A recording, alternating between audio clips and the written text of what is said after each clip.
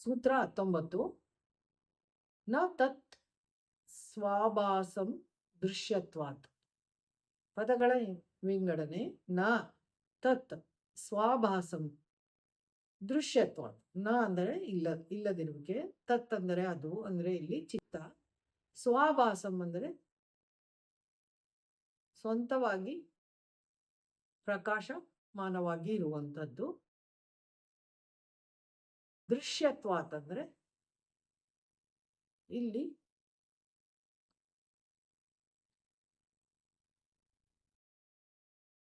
ದರ್ಶನಕ್ಕೆ ಬರುವಂತಹದ್ದು. ಭಾವಾರ್ಥ: ಇಲ್ಲಿ ಕೈವಲ್ಯ ಪಾದದ ಹಂತಕ್ಕೆ ಬಂದಿರುವಂತಹ ಯೋಗಿ ಶ್ರೇಷ್ಠನು ಸ್ವಯಂಭೂ ಆಗಿರ್ತಾನೆ. ಅವನಲ್ಲಿ ಆತ್ಮಪ್ರಜ್ಞೆಯು ಬಂದಿರುತ್ತದೆ. ಇದರಿಂದ ಅವನ ಚಿತ್ತದಲ್ಲಿರುವಂತಹ ಅವ್ಯವಸ್ಥೆಯು ಅವನಿಗೆ ದೃಶ್ಯವಾಗಿ ಕಾಣುತ್ತದೆ. ಇವುಗಳನ್ನೆಲ್ಲ, ಈ ಅವ್ಯವಸ್ಥೆಯನ್ನು ಅವನು ಸರಿಪಡಿಸಿಕೊಂಡು ಆತ್ಮದ ಕಡೆಗೆ ಹೋಗಲು ಚಿತ್ತವನ್ನು ತಯಾರು ಮಾಡಬೇಕಾಗುತ್ತದೆ. ಅದಕ್ಕಾಗಿ ಅವನು ನಿತ್ಯ ಅನುಷ್ಠಾನಗಳನ್ನು ಮಾಡಿಕೊಂಡು ಆತ್ಮಪ್ರಜ್ಞೆಯಿಂದ, ಅದರ ಬೆಳಕಿನಿಂದ ಚಿತ್ತದಲ್ಲಿರುವಂತಹ ಅವ್ಯವಸ್ಥೆಯನ್ನು ದೃಶ್ಯವಾಗಿ ಮಾಡಿಕೊಂಡು ಕವಾಯಿತನ್ನು ಮಾಡಬೇಕಾಗುತ್ತದೆ. ಅಂದರೆ ಚಿತ್ತವನ್ನು ಕೈವಲ್ಯದ ಕಡೆಗೆ ಹೋಗಲು ಅದನ್ನು ತಯಾರು ಮಾಡಬೇಕಾಗುತ್ತದೆ.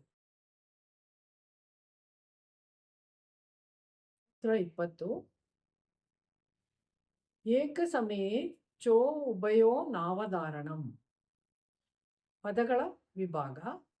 ಏಕ ಸಮಯೇ ಚ ಉಭಯ ನಾ ಅವಧಾರಣಂ. ಅಂದರೆ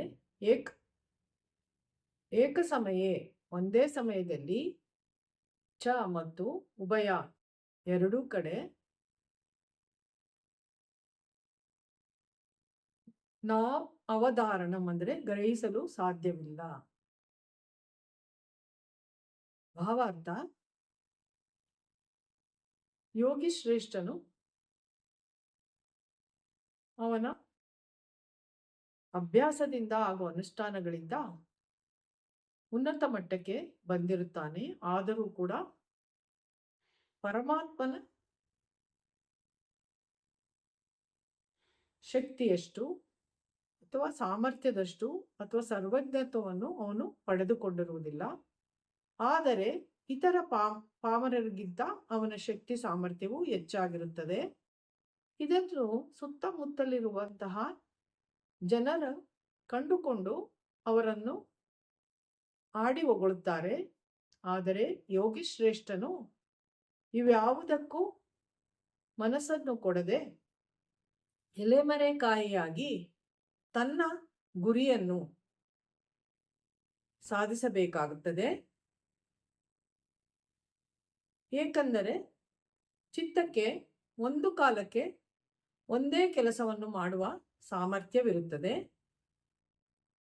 ಉದಾಹರಣೆಗೆ, ಕಣ್ಣುಗಳು ಎರಡಿದ್ದರೂ ಕೂಡ ಅವನು ಏಕಾಗ್ರತೆಗೆ ಒಂದೇ ವಸ್ತುವಿನ ಮೇಲೆ ಅವಧಾನ ಮಾಡಬೇಕಾಗುತ್ತದೆ.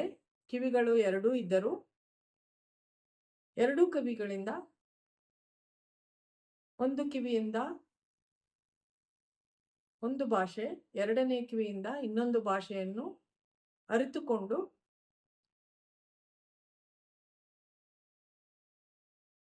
ಅರಿತುಕೊಳ್ಳುವಂತಹ ಸಾಮರ್ಥ್ಯವೂ ಇರುವುದಿಲ್ಲ. ಅದೇ ರೀತಿ ಮೂಗಿನ ಹೊರಳುಗಳು ಎರಡಿದ್ದರೂ ಒಂದರಿಂದ ಸುಗಂಧವನ್ನು ಇನ್ನೊಂದರಿಂದ ದುರ್ಗಂಧವನ್ನು ಅನುಭವಿಸುವಂತಹ ಸಾಮರ್ಥ್ಯವೂ ಇರುವುದಿಲ್ಲ. ಹಾಗೆಯೇ ಚಿತ್ತಕ್ಕೆ ಆತ್ಮಪ್ರಜ್ಞೆಯ ಮೇಲೆಯೇ ಹೆಚ್ಚು ಗಮನವನ್ನು ಕೊಟ್ಟು ಯೋಗ ಸಾಧಕನು ಮುಂದೆ ಹೋಗಬೇಕಾಗುತ್ತದೆ. ಅದಕ್ಕಾಗಿ ಅವನಿಗೆ ಅನೇಕ ಸಿದ್ಧಿಗಳು ದೊರೆತರೂ ಸಹ ಆ ಸಿದ್ಧಿಗಳನ್ನು ಉಪಯೋಗಿಸಿಕೊಂಡು ತಾನು ಕೈವಲ್ಯಕ್ಕೆ ಎಷ್ಟು ದೂರ ಇದ್ದೇನೆ ಎಂಬುದನ್ನು ಅರಿತುಕೊಳ್ಳಬೇಕಾಗುತ್ತದೆ. ಹಾಗೂ ಈ ಸಿದ್ಧಿಗಳನ್ನು ಇಂಧನ ರೂಪದಲ್ಲಿ ಬಳಸಿಕೊಂಡು ಕೈವಲ್ಯವೆಂಬ ಒಂದೇ ಗುರಿಯನ್ನು ಅವನು ಸಾಧಿಸಬೇಕಾಗುತ್ತದೆ ಎಂಬುದು ಈ ಸೂತ್ರದ ಅರ್ಥ.